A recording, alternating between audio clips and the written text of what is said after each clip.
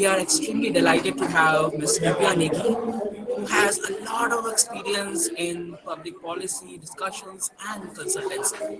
She is currently working with the Home Ministry of Chhattisgarh in government policies implementation in the Bijapur districts and in Naxalite affected areas. So we are delighted to have you, ma'am, in Dibrugarh University, and I am also very grateful for the Dibrugarh University for giving me an opportunity to represent the university again in welcoming one of my dearest friends, and also having you.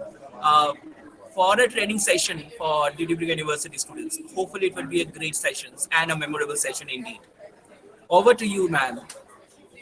Thank you so much. Thank you so much, Vishal. I am so delighted and so happy to be here, able to talk to and interact with so many young students from the university. And I'm also thankful to the Dibrugarh University for, actually planning such a session with Pratha to, which can actually help these young minds to navigate some path, especially in the when it comes to public policy consulting and sustainable development goals. So I will directly jump into the presentation without further ado. And before that, I'll just put some questions. Vishal, I just have a request. If you can just mute your mic, that would be great. Yes, thank you so much.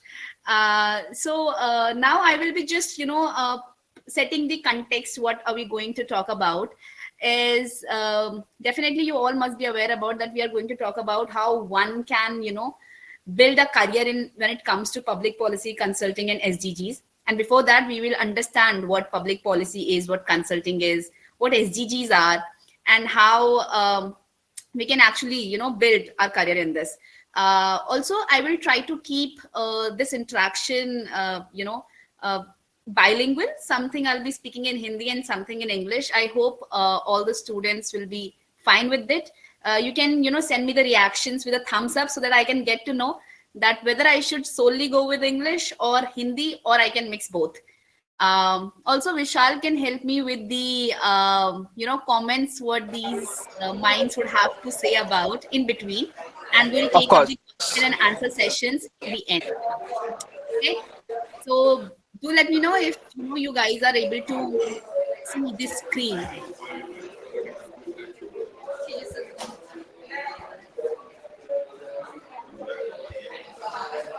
Is this screen visible? Yes, it is. Okay. So, before moving into the entire thing that I have planned these with these guys, uh, um, I'm sorry, but there is this background noise again, Vishal. If you can just manage it. Yeah, thank you so much. So, when we talk about and the public policy thing, I think usse pehle, all of us know that there have been these instances in all of our lives when we spotted something around us in our surroundings that sort of, frustrated something in us. We got frustrated. It can be the quality of roads. It can be the access to quality healthcare services, or it can be job uncertainties in the country, or just as simple as the waste management and the garbage lying around us. So all these things definitely would have frustrated some of you, and I think it does. I have also gone through the same. Maybe Vishal also, he lives in Bangalore, and we there is a lot of traffic. Everybody knows about Bangalore traffic. So these all are things in one or the other way affects us, and that's all we will discuss about when we talk about public policy. So when we talk about courage, sometimes it gets boring. It sort of turns into a lecture, but you guys can write down your comments, and whatever questions you have, we can take that up in the end. And in between, me and Vishal will keep conversing about any specific doubt that you would have related to this slide. Moving forward, yes, this is a little introduction about me. I am a public policy consultant who's currently working in Bijapur district of Chhattisgarh. It is in the Bastar region, which is, very infamous for the Naxalism activities that are, that keep happening here in this region. And the sort of challenges, we face here every day are very different from what the other parts of India go through. And I have over 5 years of experience as a development professional. I have worked, in local NGOs in Uttarakhand. I basically come from Uttarakhand. I worked there for 2 years with one of the local NGOs called An Charitable Trust, where I worked with menstrual health and hygiene, good touch, bad touch, gender equality, and education for the adolescent girls. Then I moved and pursued my Gandhi Fellowship program from one of the aspirational district of Uttarakhand. I'll tell you what aspirational districts are in the later slides. So there I worked for 2 years along with the district administration, where I worked particularly in the area of education and health. And then after that, I moved to Bastar because, I sort of wanted some diversity in my role, and I wanted to see more, challenges on the ground, which in general we do not understand what they're about. So yes, then I moved to Bastar in Bijapur, where I'm working with Department of Home Government of Chhattisgarh in collaboration with Transform Rural India Foundation. Here I'm working with the district administration on governance and rural development aspects, where we work on system strengthening. System strengthening means, we try to regularize the meetings, how a specific department can, implement and monitor and evaluate one specific scheme that is going on there, how we can actually strengthen the locality compacts, the administrative aspect of it, and then the community engagement. As a policy consultant, we also, design solutions. If there is a specific need of the district, we design solutions, create proposals based on that. Then there is strategy and policy implementation. We make policies, we make strategies, and plan how a particular policy should be implemented onto the ground, and it should be able to reach the last person in the queue, and particularly in the areas of health, nutrition, education, gender, and youth empowerment. So if I give you some examples in these areas, in health, you can talk about like how we make sure that one common villager from one of the interior villages of the Bijapur is able to access the healthcare services through Ayushman Arogya Mandir. And then we have the community health officer there. We conduct village health sanitation nutrition day. All of these happens at nutrition. When we talk about Anganwadi level and education, we go down to the schools, the primary schools there they are. In gender, we talk about the self-help groups, we talk about women collectives, we talk about gender-based violence, what gender equality is, the education of women, and how we can actually enhance livelihood opportunities for them. And along with this, I have also been a national level speaker. I have had the chance of representing my state, Uttarakhand, twice in the National Youth Parliament Festival, one in 2019, and then I also represented in 2023.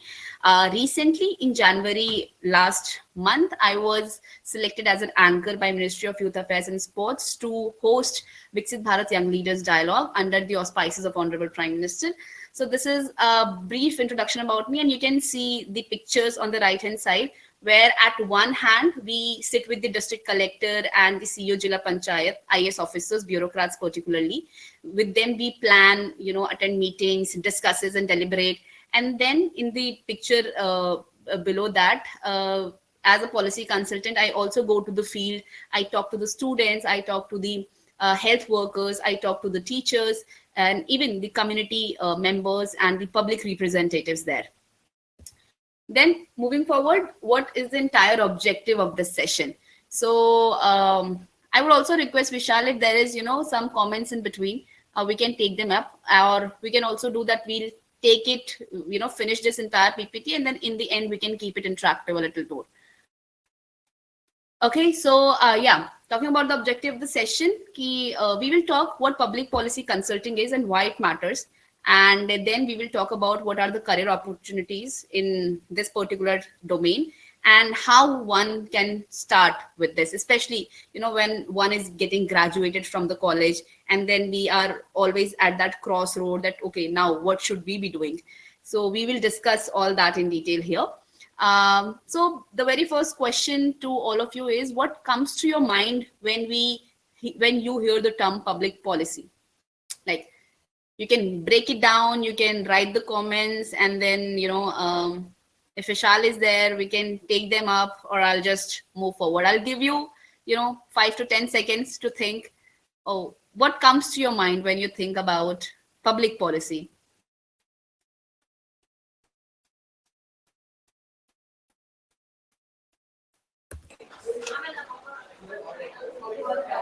Yeah, I think you must have taken your time and something would have come to your mind. Are there any comments, Vishal, as I'm not able to see it on my screen? Well, Divya, there are questions, but Hmm? not specifically related to public speaking, but there are questions regarding initial planning and making written drafts. In villages, they're asking how SDG play an important role, specifically because they are from rural areas of Assam. Okay. So they are more Okay. curious to know about it. But besides And that, I we if have and recently got a response that's okay, from so we can take that Sanghamitra up Das. in the. Sorry.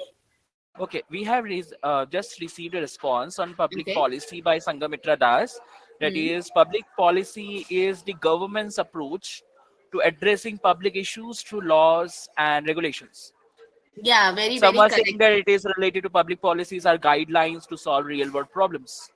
Very, very nice, very nice. I think our audience is already well aware about this term. So yeah, thank you so much, Vishal, for helping me out with this in reading these comments out. And so yeah, I'll move forward with that. That public policy is in a very formal and professional language. It is a set of laws, regulations, decisions, and then actions taken by the government to solve social problems. So anything that you come across, even the water that you are drinking, the air you are breathing, the road that you walk upon, the education that you are getting, the internet we guys are using right now, this all is public policy. These all are there are laws that has been set, there are regulation that has been set, that how these things should be governed, and what sort of impact they will be creating for the public out there. So, as I said, it affects everything from the water you drink to the roads you drive on to the healthcare and education, everything. In simple terms, it is an approach how governments solve problems for the public. Because, in India, we live in a democratic country. We, elect our representatives, and they, on our behalf, then take decisions that can prove beneficial and fruitful for us, and that can make our life a little bit convenient and easier in every sense. So yeah, that's what public policy is about. And talking about what is the role of policy consultants specifically in this, you guys must be thinking, if it is government at the end who has to bring the laws, who has to bring the regulations and decisions, then why policy consultants are there? Aren't the bureaucrats who are cracking these tough exams of UPSC and other central level exams, aren't able to actually decide and come up with some solution that can actually change the course of the status quo in the society? But you all must be thinking, हम कभी भी किसी government office में जाते हैं, we always see that there are long queues of people standing there, and the machinery there, they are either not that tech savvy, or they don't have that willingness to actually come up with something innovative which can solve this, and they keep on delaying कि कल आना, गांव वाले को बोल दिया अरे आज ये काम नहीं कर रहा, आप कल आ जाइएगा, आप यहाँ से इसके पास चले जाइएगा, उसको कुछ लेटर पकड़ा के किसी और ऑफिस में भेज देंगे, वहां से कहीं और भेज देंगे. सो यूजुअली क्या होता है, जो गवर्नमेंट है, it at one point it lacks time, it does not have time, because there is not one policy that one department looks after. In one district looks after more than 150 policies, and they have to fix a data on that, they have to report, they have to implement, and then as you all know, human resource crunch is also there. All of our government departments are not fully filled with all the human resources that they need. It lacks time, one thing. It lacks knowledge as well. That even the bureaucrats, I guess, who clear this exam, they are the generalists, they are not the experts in that, they are called to be the generalists. That's why the exams that they give are called general studies. They aren't expected to be the expert in one specific field. Yes, if they have some academic background in that, then that's a very different thing. But they are, considered to be a generalist and not an expert in that. So they lack knowledge as well. And then the expertise. Even when we talk about one specific department, let's talk education. So education, may not everybody is expert in education. The district education officer or the chief education officer, they have also cleared some general exam, and then they are sitting there, and then they understand some policies, and then after some time, they also get this feeling in them that okay, it is going to take time, sarkari system hai, and the faith that they actually have to imbibe in common masses about them, they somewhere fail in that. So that's where the role of policy consultants come in. We come there as, because we don't have a lot of policies to look after. There are dedicated policy consultants, maybe in the area of environment there would be one, in the area of gender there would be one, health one, solid waste management there will be one. So that's where we come in to assist the district administration at the lowest level, then state governments, then central governments, and in further slides I'll tell you where we policy consultants are needed actually. Sorry to interrupt. Can you reshare the screen? Is it not visible? The slides are stuck. No, I have put it there only. Are you able to see now? It's now only first slide that is visible. Okay, let me try. I have reached to like fourth, fifth slide.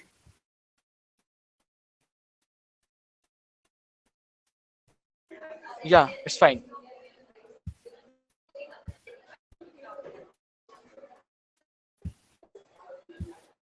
Are you able to see now?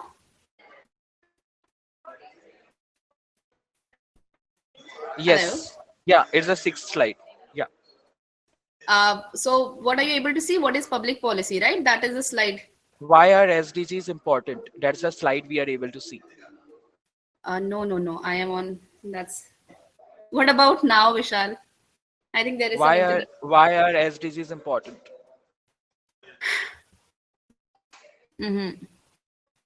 No. Okay. It's moving. Yes. Is it moving? Yes. So currently in the fourth slide. Yes. Thank you. Yes. Yeah. Yes, because I work in Buster, so yes, we can face some of the network issues in between. I'm really sorry for that, and I'm sorry to break the flow. But yes, moving forward, if I would have to, ask all of you that what could be the one policy problem in India today, or even in your local surroundings and area. Let's talk about Assam only, or let's talk about the villages or the surroundings and the localities you guys are in. What is the one policy problem that you think you can solve? Okay, we can take that up in the end. Till then, by the time I'm presenting the slides further, you can brainstorm about it, that what is that one policy issue or one social economic issues that is very close to your heart, and every time you think about it, it pains your heart to another level, and that is something you want to do something about it. So I'll leave you with that question. Moving forward, we'll now understand what SDGs are. So SDGs are the Sustainable Development Goals. You all must have heard this term multiple times, and if not, I'll just give you a brief overview about what these SDGs are and how they came into being. Because if I'll start talking about one single SDGs, it is going to take us, like one SDG can take 1 hour of, and even more than that, of discussion. So SDGs are the 17 global goals which were adopted by United Nations in 2015. United Nations is an international organization which was formed after World War II in 1945 to promote peace, human rights, and development. Okay, it's an international body, and Sustainable Development Goals came in 2015. Before that, they were named as Millennium Development Goals, and it is under the UN Agenda 2030 that by 2030 all the member countries of United Nations have to are required to achieve these goals. And these are the roadmap that address global challenges like poverty, inequality, climate change, education, and health. And it sort of give a roadmap to all the member nations to follow and to align their national policies and schemes with these sustainable development goals. They are universal, that they are applicable on all the member nations. Second, they are interconnected. Like if you'll go and solve the let's say SDG number 1, no poverty, so it is somewhere or the other way is going to impact SDG number 4, SDG number 5, and SDG number 11 maybe. So these are interconnected and these are action oriented. That means they are not going to be achieved until unless the countries and the member nations do not put their actions into achieving them.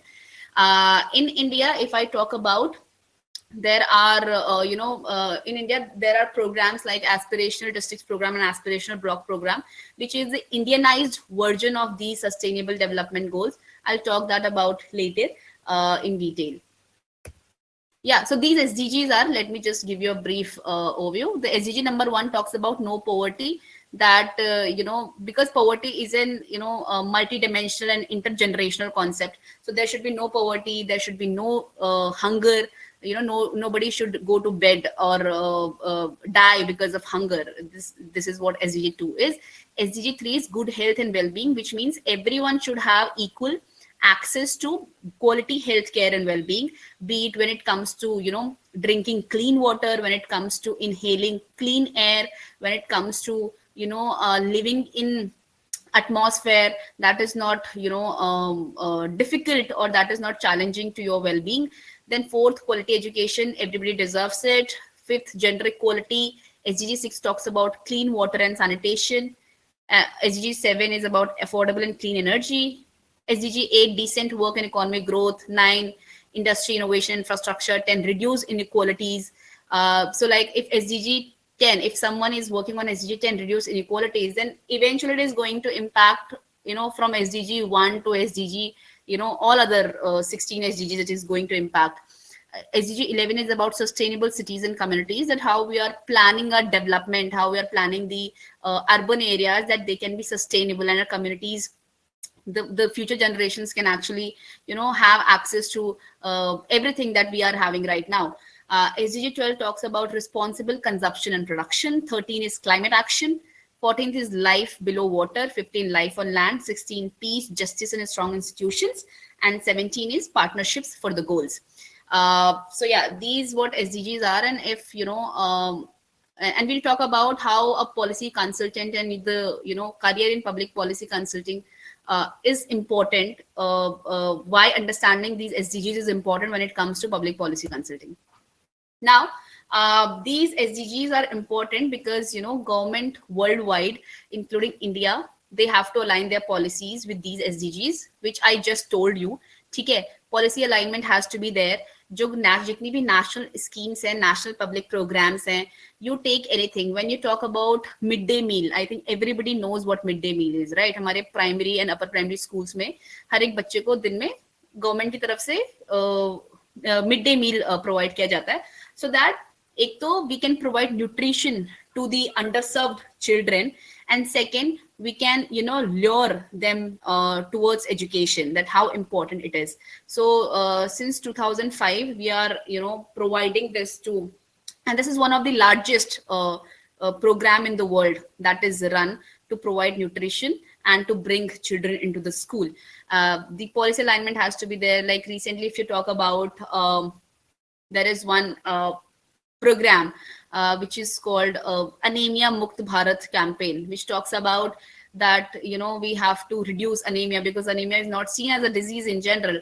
So it takes you to the this good health and well-being SDG. Then there is Pradhan Mantri Awas Yojana, which talks about a good housing for each and everybody. There is Jal Jeevan Mission, which talks about clean and quality water accessibility and availability to everyone. So all these policies and schemes are somewhere or the other ways are related to these SDGs. Then consulting and impact, that policy consultants, we help government in analyzing the gaps, that what are the gaps existing. Like recently in 2023, PM Modi ji announced it from the Red Fort on 15th August that he is going to make 3 crores, women from the self-help groups as Lakhpati Didis. So and it was not something that came just in the mind of PM Modi and he just thought of. There was a whole an analysis that happened before that. And even the organization that I'm part of, they were also, it's sort of the brainchild of them, Transform Rural India Foundation, that they put it forward, and then it happened to come into policy, a program. And then we suggest solutions, and then here we are. Then we monitor their progress, we help the district administration. Funding innovation, that SDGs jo hain, they drive global investment. So if there is anything specifically, like there is World Health Organization, World Bank, they they give funding and grants to a lot of NGOs who are working in the areas of these SDGs. Then there is aspirational district program and aspirational block program, which I was just talking about, that it is an Indianized version of achieving all these 17 SDGs by 2030. So in aspirational district program, there are 115 aspirational districts that has been identified across India by Niti Aayog, which is the think tank of central government of India. And then there is aspirational block program. Aspirational district program started in 2018, and then aspirational block program, we thought that aspirational district program got succeeded to some extent, and then it was thought that why not now let's go to the block level and let's identify 500 aspirational blocks where we can directly work, actually transform and take their journey from aspirational to inspirational by focusing on health, nutrition, agriculture, water, social development indicators, basic infrastructure things. So these are the few themes on which these programs are based on, and I am also very intensively engaged in these two programs in my particular district. Now moving forward, that if all of these has to be done by the government, what policy consultants are there for? So as I told you, that we are there to identify policy gaps and then propose solutions to that. Okay, so some of the policy consultants you will see, like I am there, I am not involved in policy making, rather I'm involved in policy implementation and monitoring. So there will be few policy consultants you'll come across who will be involved in the policy making and not in the implementation. So who are involved in the policy making, you'll find them working with the central ministries, you'll find them working with research organizations and think tanks like Niti Aayog I just told you. Then advisory and strategy, that we help government make data-driven decisions. For example, I am sitting here in the district, so I'll assist the district magistrate and the collector in advising him and in creating a strategy for how a particular program or decision should be taken. Then implementation support, which I just told you that I do it here, that I work with the approach of multi-departmental approach at the intersection of all the departments that are there in one district, from education to agriculture to water to Manrega. There is one scheme, to Panchayat, to NRLM. There are a lot of departments that I work with. And then impact assessment, that whatever solutions and whatever gaps have been identified, whatever solutions have been proposed, are they making any difference or not? Are they able to do it or not? Or, still the situation is same, or is there any sort of improvement? And then there is stakeholder engagement and public advocacy, that we engage with a lot of stakeholders, be it non-government organizations, be it civil society organizations, be it community-based organizations, and then be it, academic institutions or research-based organizations. So yeah, moving forward, now this is the most important question, that who hires these policy consultants? I sort of gave you a brief idea that specifically one is government, that Niti Aayog is there, state government is there, line ministries are there. Like I am working with the state government, and especially in the left-wing extremism district here in the area, there is a particular scheme called Special Central Assistance, from where Ministry of Home Affairs give a lump sum amount of 30 CR to one district to in helping them cut the menace of this Naxalism in the district, and actually take up some welfare programs, in making them reach to the affected people. And then when it comes to Niti Aayog, some people, work it from the headquarter, and like I am working in one of the program of Niti Aayog. Niti Aayog has a lot of programs. It's a think tank of central government. Like I'm working with the aspirational district block program, which I just told you. And then there are line ministries. You will see there are a lot of young professionals. Their ministries, roll out their applications, and that they are hiring, they are looking for consultants and young professionals who can contribute to them.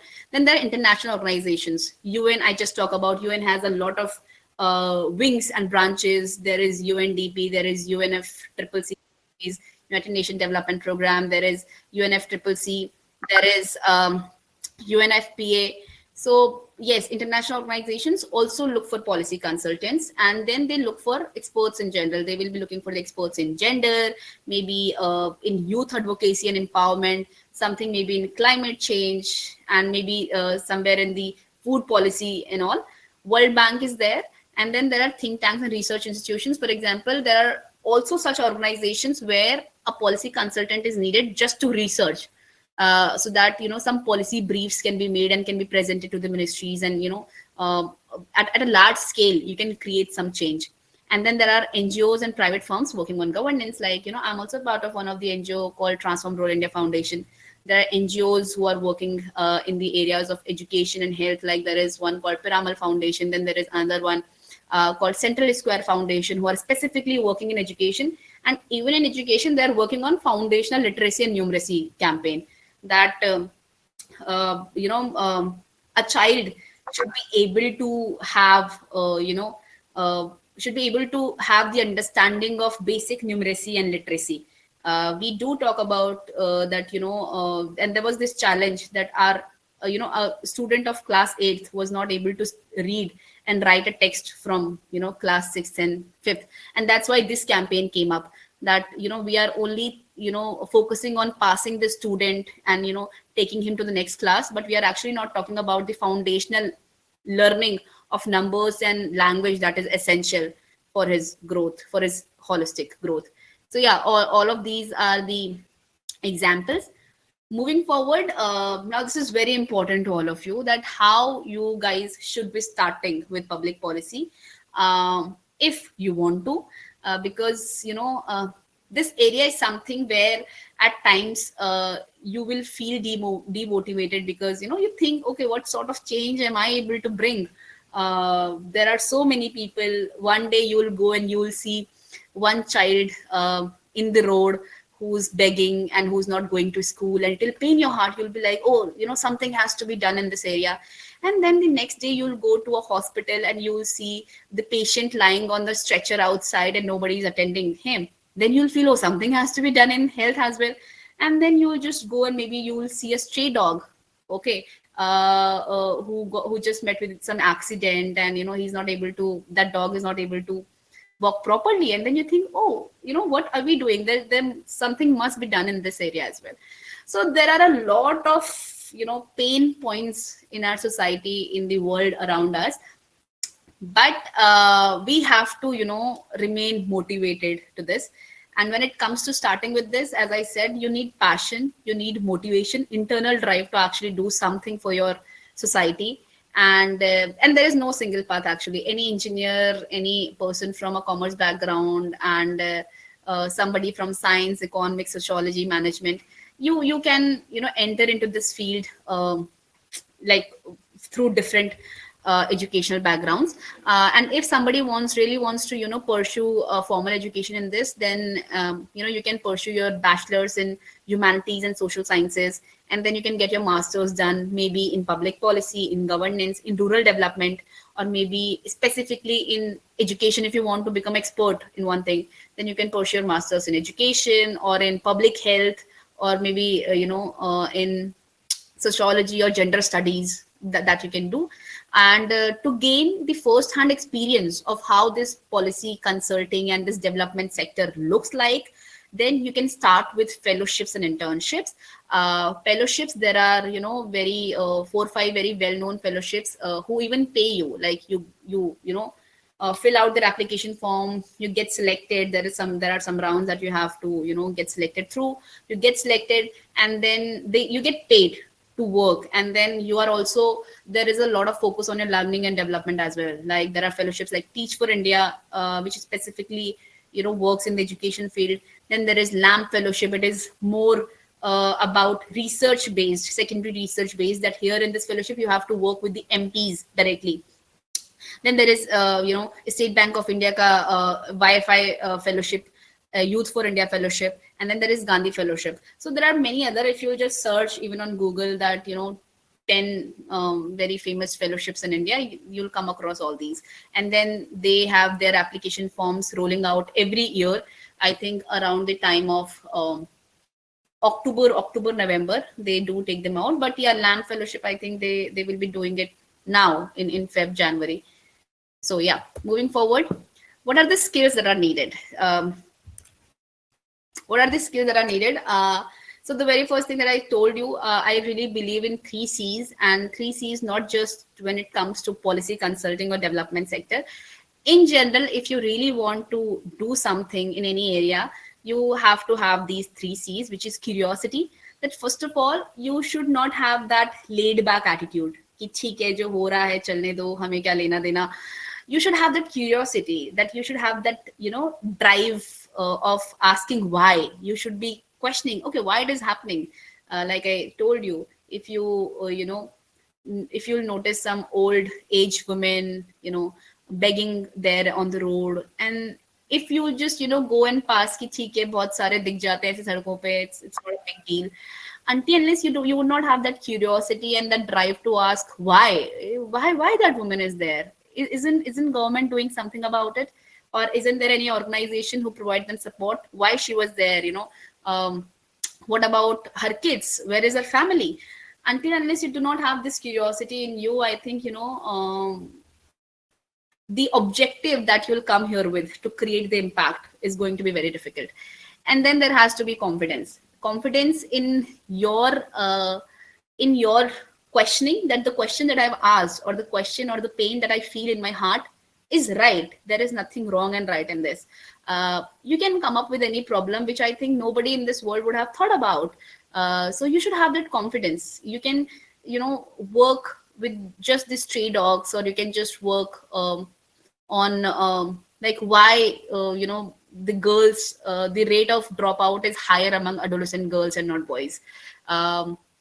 That confidence is needed. You have to pick one niche that really pains you.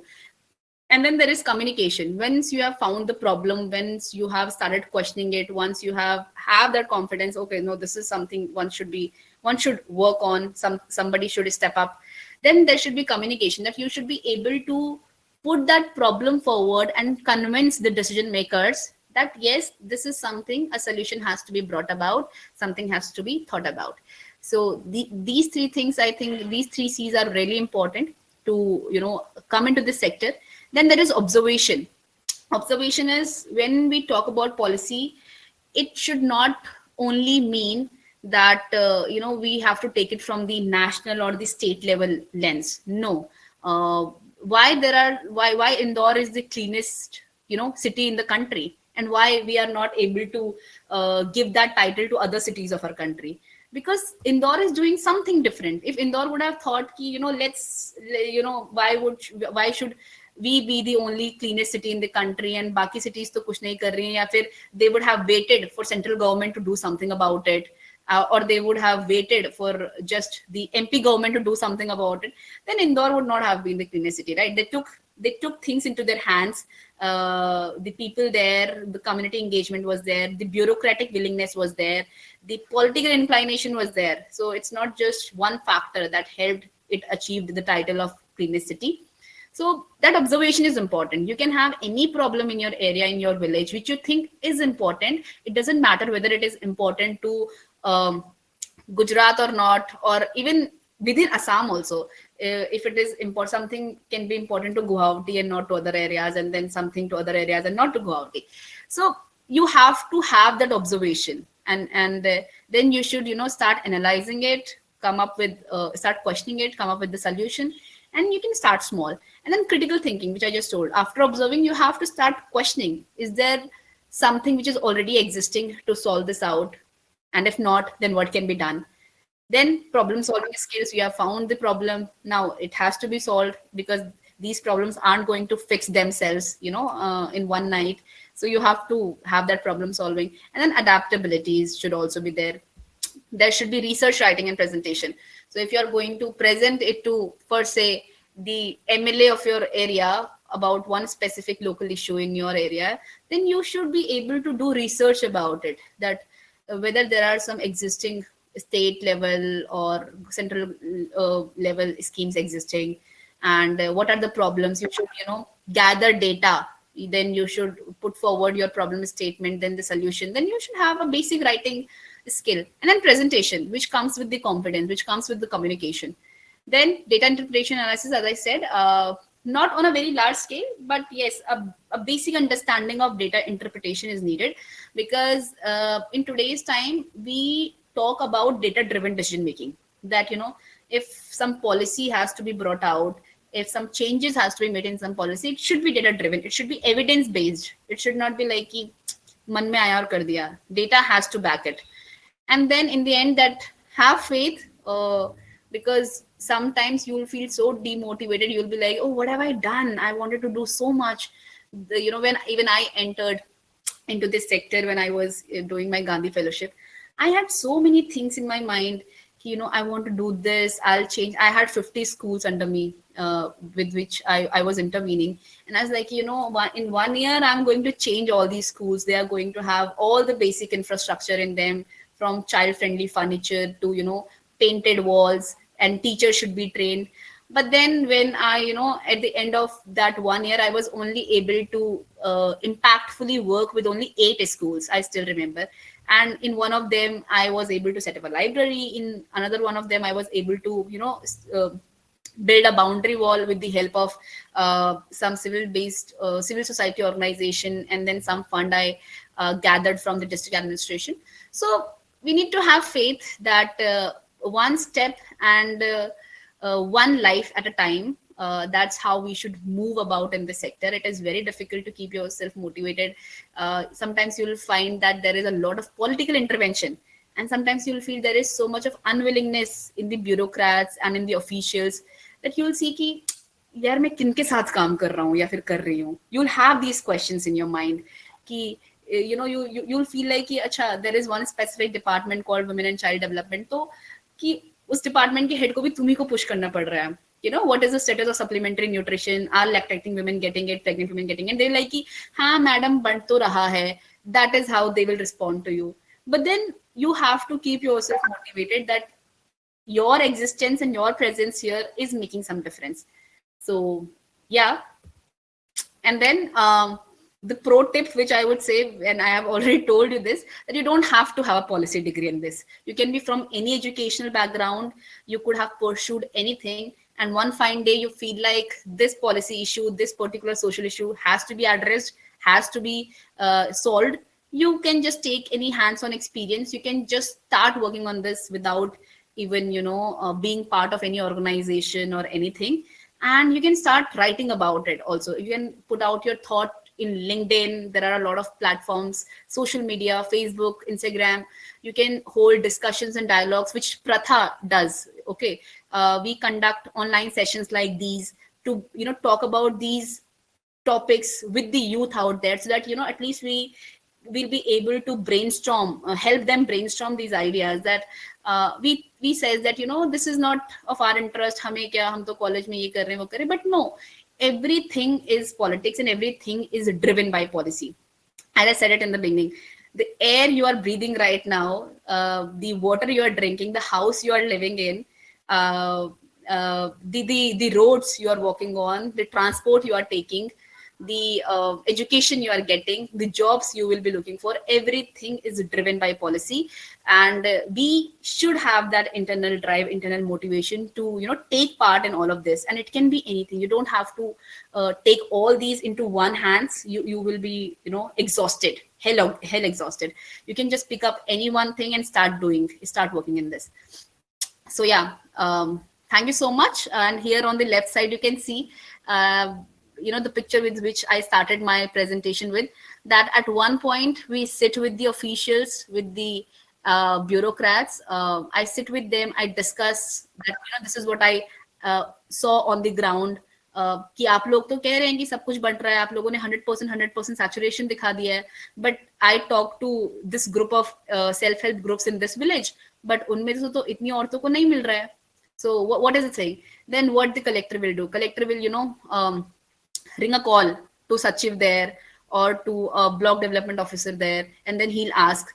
Then how these things happen. And then sometimes what officers does, they skip the meetings, they don't do. So we regularize these. When we talk about system is strengthening a matlab hai that we regularize these meetings, that yes, every week you have to talk about, for example, how many self-help groups are being linked, are you are guys are linking to the banks. कितने self help groups को आपने इस महीने loan दिया है, उसकी meetings होनी चाहिए. It should not just be in numbers, it should not just be in call, there should be proper meetings.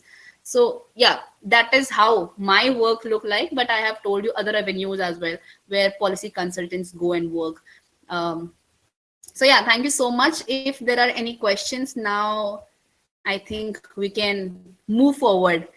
I hope I have not bored you guys, but this was important. I'm really sorry if there was anything. Now you can, just shoot your questions, and I will be more than glad to answer to, quench your curiosity and questions. So yeah, though I'm able to see a lot of reactions. Thank you so much.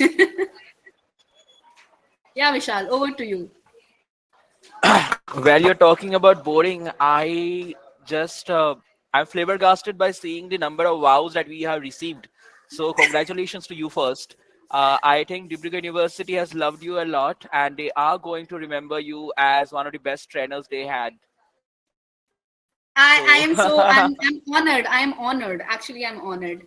But I'm just Okay. hoping that this session would have proven to even a little bit beneficial to any one of these. And we are available if any one of these needs very specific guidance related to something. We are there. Pratha is there.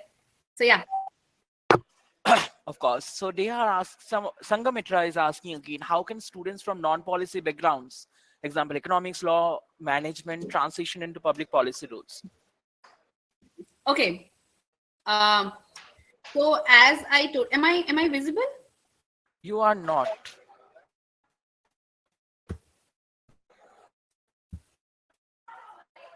Am I visible now? I think, okay, there is some. Okay, maybe there is some network issue. I will be visible in some time. Am I audible? Can you read? Yeah, you are visible now. Yeah. Okay. So yeah, can you tell me the name again? Who asked this question? It's Sangamitra. Sanghamitra. Okay, thank you Sanghamitra. so much. Thank you so much, Sanghamitra.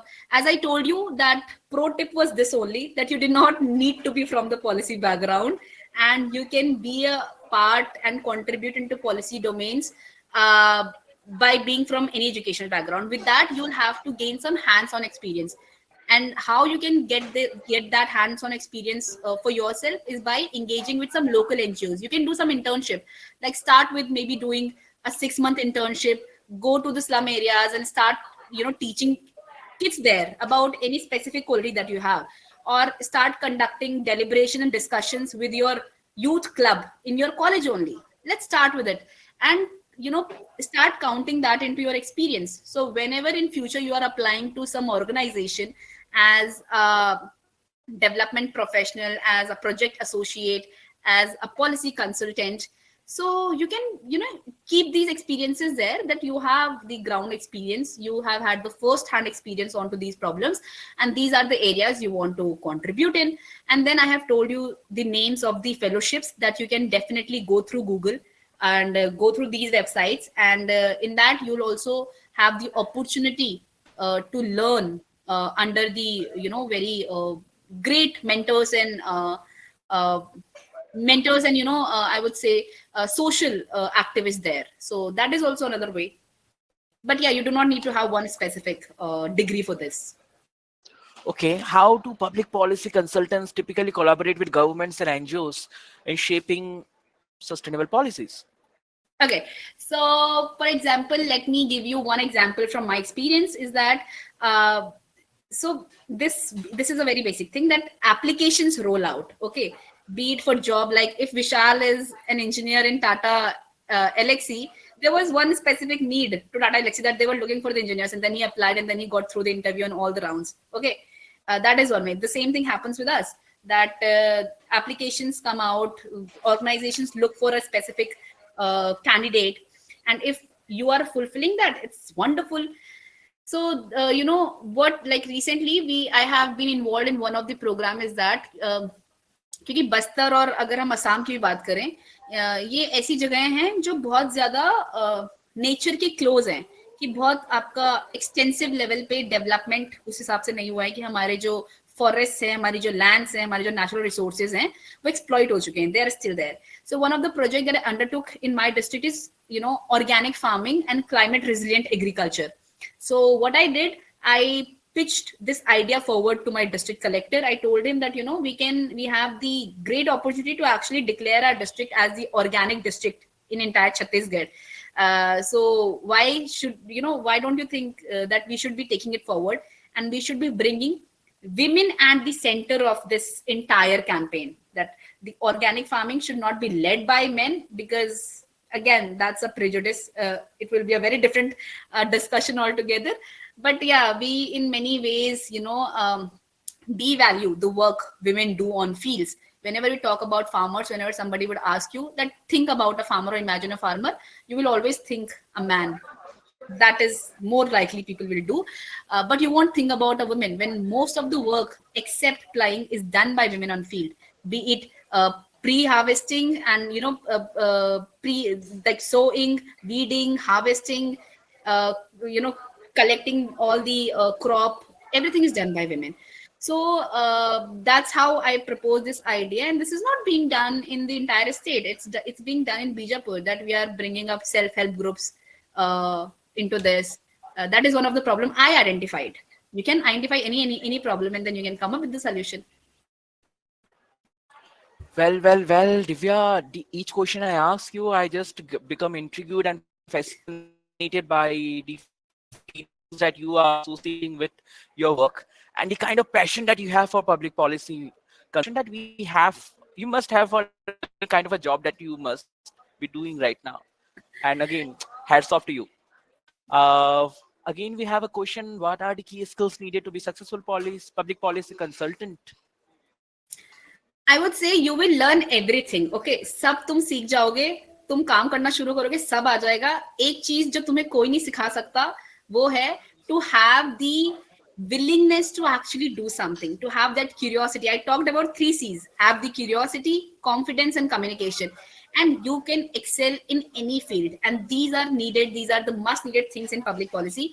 कि आपको एक time पे ना जाके एक गांव में community को समझाना पड़ेगा कि okay, let's take the example of ODF, open defecation free scheme is going on. This is a program, government wants that everybody should use toilets, but what's happening in the interior villages? People are not using it. People are not going to toilets. They are making them as the storerooms. Toilets use ही नहीं हो रहे हैं. So what you'll have to do, you need to have that curiosity, competence, and communication skills, that at one point of the day you can go and sit in front of an IAS bureaucrat, a senior level bureaucrat, and then the next hour you can go to the community and convince both of them to bring them onto the same page and get one policy executed and implemented. So these 3 skills are very much needed. If you can actually excel in that, nobody can stop you in this field. Well, of course. So Manav Agarwal is asking, what challenges do policy consultants face when trying to align policies with SDGs in both developed and developing countries? And we can have an associated question to that how do government agencies like NITI Aayog collaborate with policy consultants? By policy consultants, she meant maybe private policy consultants.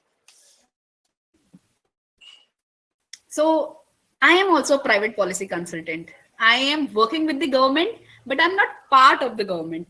And whenever you talk about consultants, they will be private only, because they will be hired by the government, because they know that we lack expertise. They know we lack the knowledge. So we'll have to hire somebody from the outside to help us in, implementing and planning all of this, and then get it successful on ground.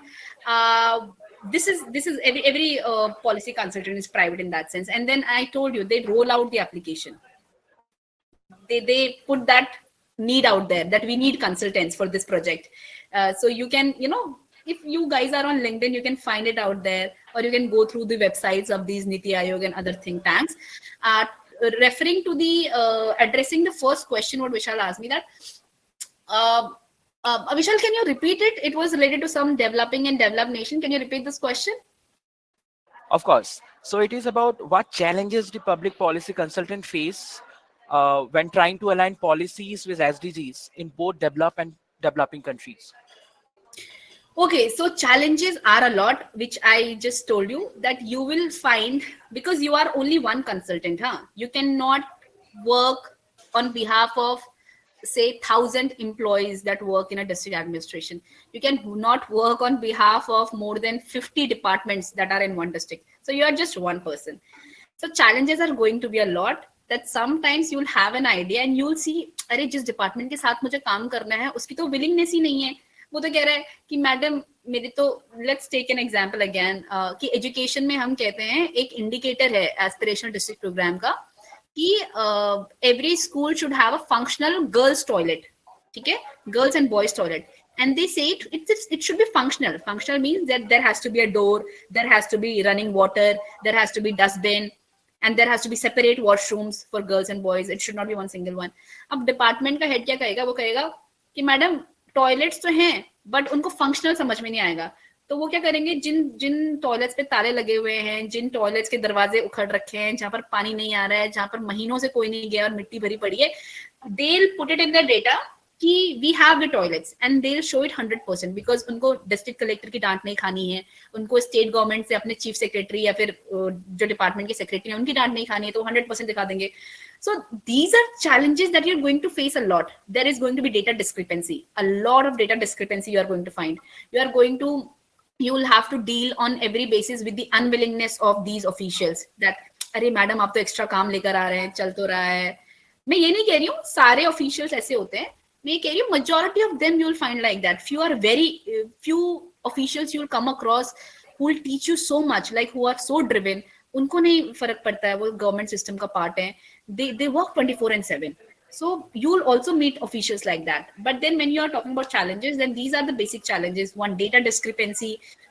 You'll go to field and you'll see कि अच्छा यहाँ पर तो आपका आंगनवाड़ी बनना था but आपको आंगनवाड़ी बनने की एक ईंट वहां पर नहीं दिखाई देगी. So and then you will have unwillingness of the officials. You'll have political intervention. Some project you would want to start, but then some official will come to you, "Arey madam, some political intervention, some political problem is there, we can't take it forward."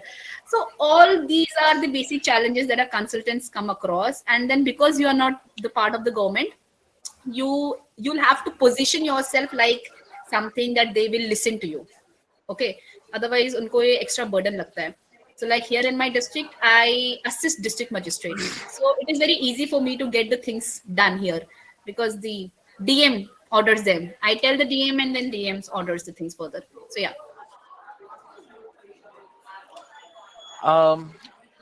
Second, uh, what are the key institutions and organizations driving public policy consulting in India? Key? I'm sorry, I couldn't hear. What are the key institutions and organizations driving public policy consulting in India? I think they are also asking if someone wants to be a public policy consultant, since it is a private sector. So which organizations they have to thrive after graduation? I told you after graduation, you cannot directly become a consultant. You'll have to do some fellowships to have that hands-on experience onto the ground. And, and these fellowships are basically for like 2 years of time duration, where you get the hands-on experience, where you get the guidance, mentorship, how you can actually navigate this sector. And then I told you about some NGOs. I told you, where these policy consultants are hired. They are hired in government, which is Niti Aayog, central ministries, line departments. Then they are hired in international organizations, UN, WHO, World Bank. They are hired by NGOs, non-government organizations like Transform Rural India Foundation is one, like Piramal Foundation is another. There is Ajim Premji Foundation, again, there is working. Then there are a lot of CSR partners, okay. जितनी भी ये companies हैं इनके कुछ CSR bodies होती हैं जिनको अपना एक पर्टिकुलर सम ऑफ अमाउंट आपके सोशल वेलफेयर और डेवलपमेंटल प्रोजेक्ट्स में देना होता है. So there also you can go and work as a CSR consultant for some corporate. So yeah, there are a lot of these. This avenue is like vast. Samir Bhattacharya, public policies in agriculture is I, agricultural state, so it's relevant. I'm sorry, I couldn't hear you, Vishal. Your voice was disconnecting. Samiran Bhattacharya is asking, Hmm. what are the aspects of public policy in agriculture? Aspects about Aspects of public policies in agriculture. in agriculture. Oh, this sector has immense potential. I'll tell you, because you all know about global warming, you all know about climate change happening, and you guys must know that there are the chemicals and fertilizers that we are using are not good for the of our health in general. So now I just gave you an example of organic farming. The government is coming up with climate resilient agriculture. How we can come up with the some modern technologies with the traditional farming practices, which can actually help our farmers, our small holding farmers, or our farmers who has zero to no landings. How we can come up with such initiatives and solutions, where we can actually implement this. Like 2023 was the year of International Year of Millets. So that year we promoted the millets. There were millets cafes out there. We promoted farmers to again go back to growing the millets that they were doing before. For the crop diversity, crop diversification has to be there. आपकी कोई अगर एक ही crop लगाएंगे तो जो एक बीमारी आएगी वो सारी क्रॉप को खराब कर देगी. So there has to be crop diversification, there has to be integrated farming methods, there has to be multi-layer farming methods. There are a lot, and there are few organizations which are specifically working in agriculture. And because am I audible? I think there is some network issue. Yes. You are. Okay. So there are organizations which will be particularly working in the integrated natural resource management. So all of this agriculture, water management, and plantation and anything related to environment in general comes under this. So any organization that is working for integrated natural resource management, you can go and explore that. Someone is asking, how important is a master's degree in public policy as like specifically for a career growth? Uh, it is not a must initially, because the fellowships I have told you about, they only ask for a bachelor's degree, and then after your bachelor's you can start your experience in these sectors. But a master's degree becomes very crucial after you gain 3-4 years of experience, because then you are start you start seeing as an expert. You aren't seen as a beginner. So then you have to like you explore a lot of areas initially, and then you come up with that, okay, now gender is something I want to work upon. So you can pursue a master's degree in gender, and it is based on the qualification I told you. अगर किसी role में आपका 5-6 साल का experience चाहिए, they will be asking you for the masters degree. But अगर आप fellowships कर रहे हैं तो वो मास्टर्स डिग्री नहीं मांगते हैं शुरू में. दे विल से कि अच्छा, if you are bachelors from any field, come to us, we'll teach you, work with us, and get this hands-on experience onto the ground, and they provide you mentorship as well. But master's degree become very important in the later stage, when you start when you identify where do you really want to work in. अब एक ही इंसान तो 10 areas में काम नहीं कर सकता है. Like now I am able to realize that I am somebody who wants to work for the works towards gender equality. So yeah, I'll try to get some diploma and something in that, though I have a master's in public administration. But now I'll just try to enhance my academic profile based on that. So yeah, that's how it goes.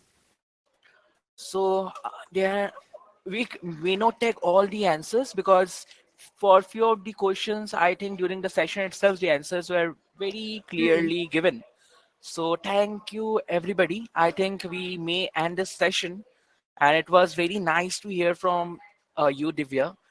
Thank you so much. I hope it must have been extremely valuable and will be inspiring a lot many students from Dibrugarh University. Anyway, Dibrugarh University is known for the civil servants it has produced for decades in Assam, and IS officer it has produced for India. So hopefully someone in future will be becoming an IS officer and meeting Divya again and sharing and conveying the gratefulness for this particular session. And Yeah, thank and with this, I would just like to say one thing that, I'm sorry, Vishal, but I would just yeah, like to say one last thing that we have been told, from very early stage in our lives, from our teachers and families, that if one way you can contribute to the society is only by becoming an IS, and then only you can do something for the society. Which is true to some extent, that you have a lot of power and authority in your hands. You can work, you can take decisions actually on the large scale. But I think that should not stop us from contributing in any way to the society. You can contribute even just by being a college going student. You can start having discussions among you about anything or everything. Just start it with a discussion, have a conversation, and then observe your local surroundings, identify the problem there, come here in the NGOs, development sector, social sector. You can still change a life, that I told you, one step and one life at a time, and this world will be a better place. I can guaranteedly say that. absolutely. And again, every word of you is inspiring today, Divya. Okay, thank you so much. Thank you And so much. hopefully, we will be collaborating again with Dibrugarh University. And thank you, Kunal. The current student spoke for Dibrugarh University NSS DUPG unit. Thank you, everybody, for joining the session. But before ending the session, as promised, we'll be having the leadership board displayed. And let's see who are the most engaged attendees for this session, who are the winners.